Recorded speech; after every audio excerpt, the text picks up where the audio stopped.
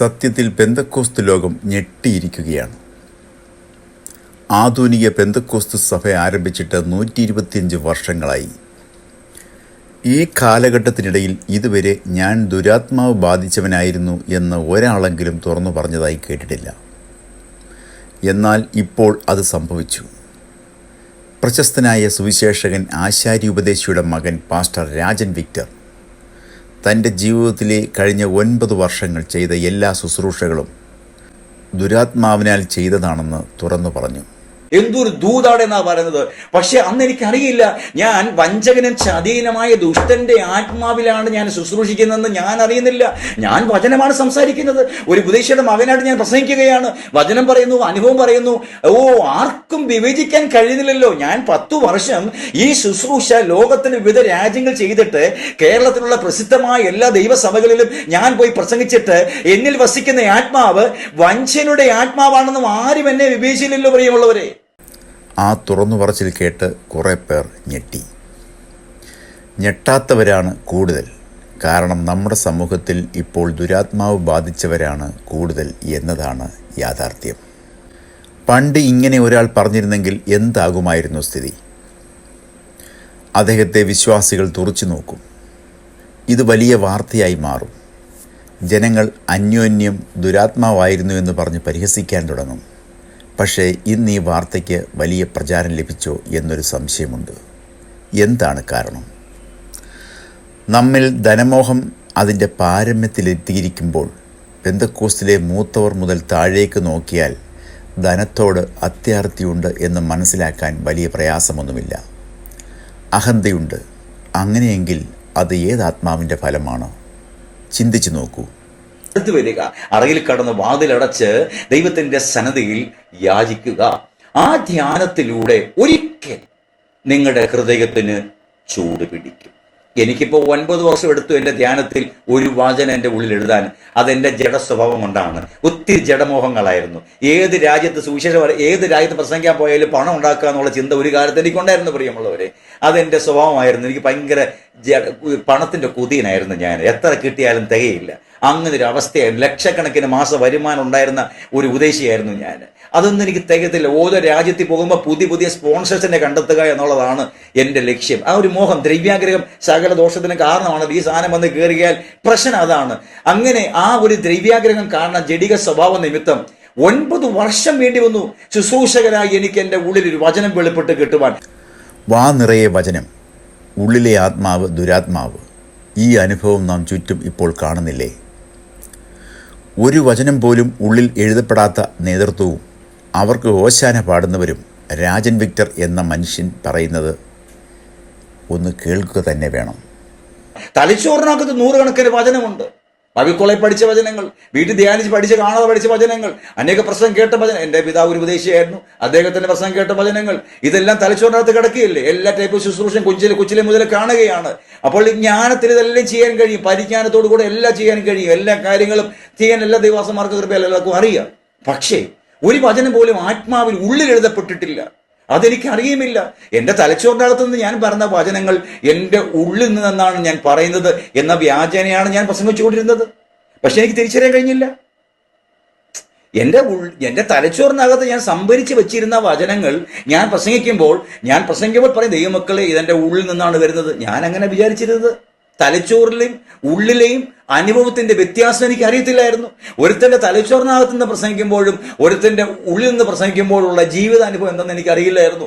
ആ റിയൽ അനുഭവം എൻ്റെ ഉള്ളിൽ വരേണ്ടതിന് നീതിമാന ദൈവം എനിക്ക് 68 ലക്ഷം രൂപ കടം വരുത്തി. സ്തോത്രം.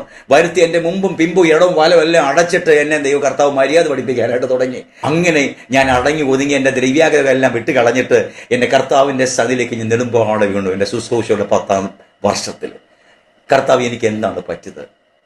ഹല്ലേലൂയ. 2017 ആ സംഭവം. 2017 കർത്താവ് എനിക്ക് എന്താണ് പറ്റിയത്? ഇത്രയും 100 കണക്കിന് ദൈവാസന്മാരെ മാസം തോറും ഞാൻ സഹായിക്കുന്ന ആളാണ്. എത്ര ദൈവാസന്മാർക്ക് ഈ ജില്ലയിൽ ഞാൻ വാഹനങ്ങളൊക്കെ വാങ്ങിച്ചു കൊടുത്തിട്ടുണ്ട്. മഴക്കാലമായി പാസ്റ്ററെ ഞങ്ങളുടെ കാളിക്ഷേത്രം പൂർത്തീകരിക്കാൻ വഴിയാത്ത അവസ്ഥയിലായിരിക്കുന്നു. മഴക്കാലം വരുന്നു, ഞങ്ങൾക്ക് നിവൃത്തിയില്ല, കുറെ സിമെന്റ് എടുത്ത് തരണമെന്ന് പറഞ്ഞു. എനിക്ക് പൈസയുള്ള സമയമാണ്, നിന്നോട് ചോദിക്കുന്ന ഏവർക്കും കൊടുപ്പിൻ എന്ന കർത്താവിന്റെ പ്രമാണ നിമിത്തം നിങ്ങളെപ്പോലെ ആയിരക്കണക്കിന് ദൈവമക്കൾ കഷ്ടപ്പെട്ട് ജോലി ചെയ്ത് ഓരോ രാജ്യങ്ങളിൽ ജോലി ചെയ്ത് ഉണ്ടാക്കി കിട്ടുന്ന പൈസയുടെ ഒരു അംശം കർത്താവിന്റെ വേലയ്ക്ക് വേണ്ടി എനിക്ക് തരുമ്പോൾ ഞാനിവിടെ കുട്ടി രാജാവായിട്ട് വാണ് എൻ്റെ ഇഷ്ടം പോലെ ഞാൻ അങ്ങ് ബോധിച്ച പോലെ അങ്ങ് ജീവിക്കുകയാണ്, ഇല്ലേ? പൈസ കൊണ്ട് ഇതെല്ലാം കളിക്കുന്നത്. അപ്പോൾ അതിനും പിശാചി ജ്ഞാനം ഉള്ളിൽ പകർന്നുകൊണ്ടേയിരുന്നു. ഇതാണ് ഏറ്റവും വലിയ കഷ്ടം. ലണ്ടനിലൊക്കെ പോകുമ്പോൾ ആൾക്കാരുടെ പേരൊക്കെ പറഞ്ഞ് ഞാൻ പ്രവചിക്കുകയാണ്. സത്യത്തിന്റെ ആത്മാവിലായിരുന്നില്ല എൻ്റെ പൊന്നു സഹോദരങ്ങളെ. ക്രോയിഡോണിൽ ഒരു ദൈവസഭയിൽ ഞാൻ പ്രസംഗിക്കുമ്പോൾ ഒരു പെൺകുട്ടിയുടെ പേര് ഞാൻ വിളിച്ചു. എൻ്റെ ജീവിതത്തിൽ ആദ്യമായിട്ടാണ് ഞാൻ പേര് വിളിക്കുന്നത്. പേര് വിളിച്ചപ്പോൾ ഒരു മലയാളി പെൺകുട്ടിയാണെങ്കിൽ ആ കൊച്ചിന്റെ പേര് ഇംഗ്ലീഷ് ടൈമാണ്. സഭയെല്ലാം സ്റ്റക്കായി. കാരണം ആ കുട്ടിയുടെ പേര് സഭയിൽ തന്നെ ഉള്ള എല്ലാവർക്കും അറിയത്തില്ല. മെയിൻസ് അസോസിയേറ്റ് പാസ്റ്റേഴ്സിന് മാത്രമേ ആ കുട്ടിയുടെ പേരും അറിയത്തുള്ളൂ. വേറെ ആർക്കും ആ പെൺകുട്ടിയുടെ പേര് അറിയത്തില്ല. സ്തോത്രം, ഹല്ലേലൂയ. സഭയെല്ലാം നിശ്ചലമായി. ഇന്നത്തെ അനുഭവം വെച്ച് നോക്കുമ്പോൾ സത്യത്തിൽ ഭയം തോന്നുന്നു. ദുരാത്മാവുള്ള ആൾ ആരാണ്, ദൈവാത്മാവുള്ള ആൾ ആരാണ് എന്ന് വിവേചിക്കാൻ കഴിയാത്ത അവസ്ഥ. ഈ പറഞ്ഞതെല്ലാം നമ്മിൽ ഭൂരിഭാഗം പേരിലും ഇപ്പോൾ കാണാൻ കഴിയും. അവർ വചനം പറയും, രാജൻ വിക്ടർ പറഞ്ഞ എല്ലാ അഭ്യാസങ്ങളും കാണിക്കും, ഒരു കുറ്റബോധവും ആർക്കുമില്ല. ഞെട്ടിപ്പോകുന്ന ഒരു അനുഭവമാണ് രാജൻ വിക്ടർ പറഞ്ഞത് എന്നതിൽ ആർക്കും ഒരു സംശയവുമില്ല. ഇതാണ് സാത്താൻ താനും വെളിച്ചദൂതന്റെ വേഷം ധരിക്കുന്നു പറയുന്നത്. അവന്റെ ശുശ്രൂഷകന്മാർ നീതിയുടെ ശുശ്രൂഷകന്മാരുടെ വേഷം ധരിക്കും. അതുകൊണ്ട് ഒരു ദൈവദാസന്റെ ശുശ്രൂഷ കണ്ടിട്ട് അവരുടെ ജീവിതം അളക്കരുത്, മനസ്സിലാക്കരുത്. ഫലത്താലാണ് വൃക്ഷത്തെ തിരിച്ചറിയേണ്ടത്.